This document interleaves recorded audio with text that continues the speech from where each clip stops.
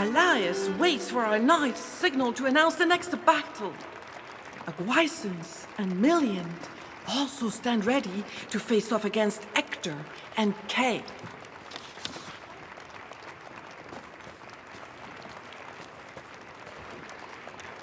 Emphatically and poetically, the herald proclaims how Aguisance has accomplished such fine feats thanks to his ardor and daring. He also introduces Milliant of Lys, whose strength is well proven. Then it is Ector and Kay's turn. Though Elias praises the experience of the first and the ardor of the second, our knights feel he could have presented them better. Now, let the duel begin. Alas, Arthur lost Kay's sword. Kay spitefully accuses his brother of being a bad squire. It's impossible for him to fight without his trusted sword. So now, here he is, stuck on the sidelines. Fortunately, Ulfius arrives to fight alongside Ector.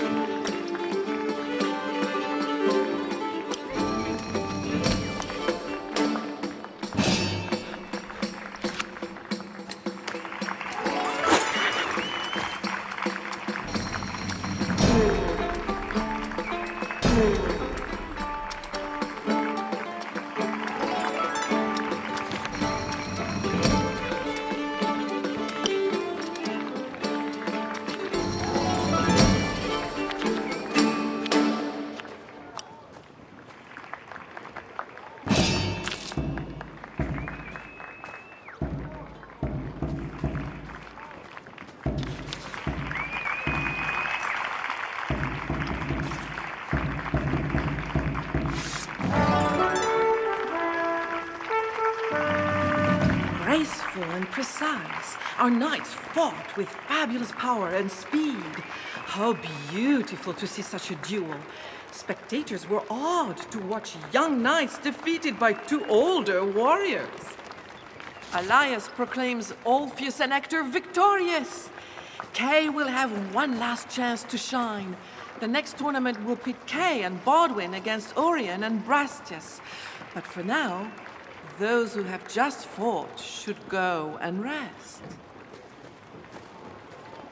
Kay, red with rage, orders his brother to find him a sword, and fast.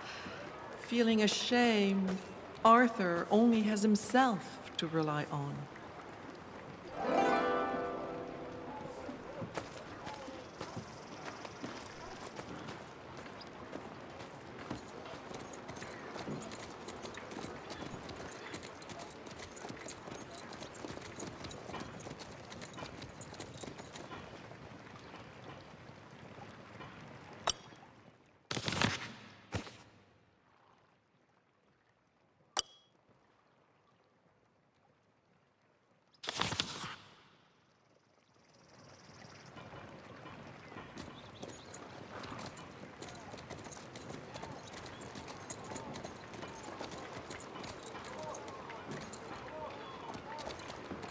A knight, as strong as an ox and as broadly built, silently awaits the next fight. Nevertheless, he greets our hero. The man's name is Brastias. He admits he's not much for conversation. Brastias does not know what to say, so he does not reply.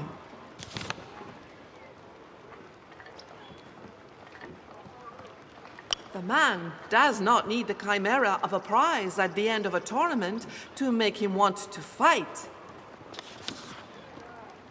The knight remains silent as Arthur turns away from him. A king with emaciated, almost razor-sharp features awaits the next stage of the face-off. He does not even deign to look at our hero.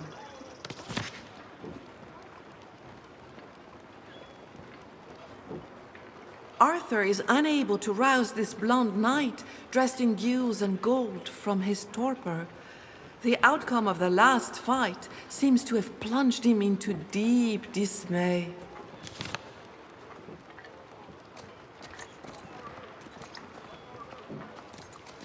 Elias is delighted to see our hero again. He asks how he can help. Elias replies dryly that a good squire would never lose his knight's sword. When High King Uther died, Merlin, a very wise enchanter indeed, put a sword into the stone in front of St. Paul's Cathedral. Whoever manages to remove it will be Uther's successor. And that is the reason for this tournament. Every knight who wins the day's events earns a turn at trying to pull out the sword.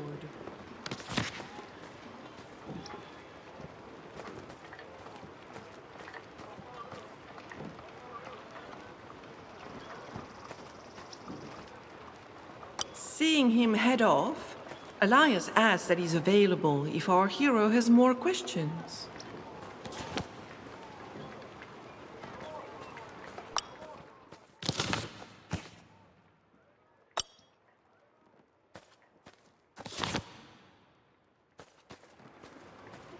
The triumphant damsel leaps for joy. Hector really put up a good fight. His victory has fully restored her honor. Now my sister can cry in shame, she exclaims. Carenza must be at her beloved's bedside, tending his wounds, and his self-esteem, Neri's tinkling love, rises softly. Neris opens her eyes wide. She has no idea. Neris opens her eyes wide. All the knights are going crazy over this sword. Whoever pulls it out will be the most powerful man in Britain. The damsel invites our hero to come and talk with her whenever he likes.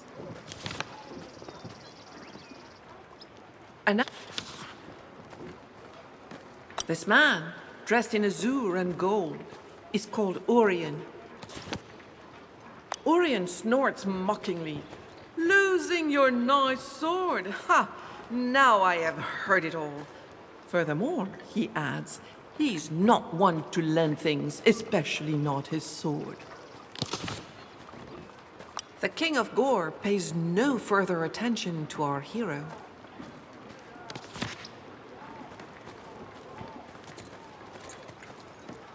Bodwin smiles broadly as our hero arrives. Bodwin is very sorry for him. After a few words of encouragement, he tells Arthur that there is an old man outside the city who might be able to help him. The knight wishes our hero good day.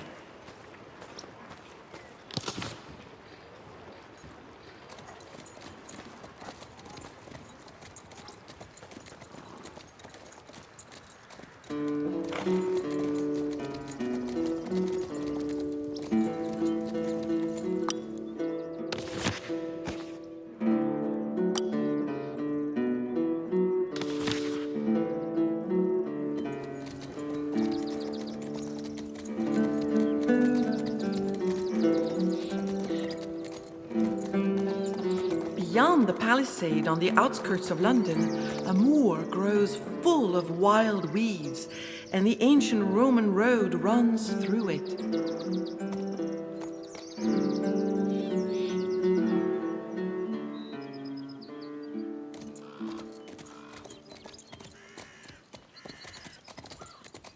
This oak tree's boughs reach high into the sky. The broad trunk has a solid wooden door. Someone lives here. Arthur knocks, and the door opens. He climbs a long staircase, spiraling up into the darkness of the trunk.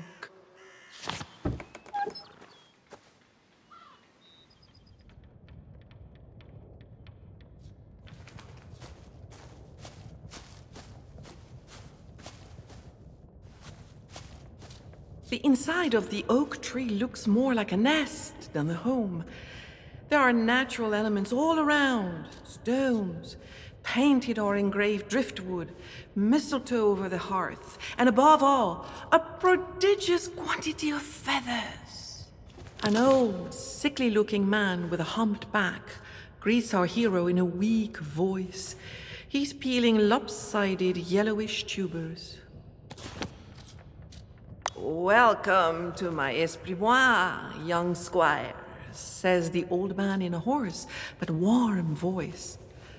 "My name is Linnerm." Linnerm sighs and replies plaintively that his back hurts so much and he has so much rheumatism. Oh, indeed, every day is an ordeal. He does not think he will be around much longer. Linnerm will help Arthur, provided the young man can find him some mandrake root. The old man needs the plant's juice to treat his aching back.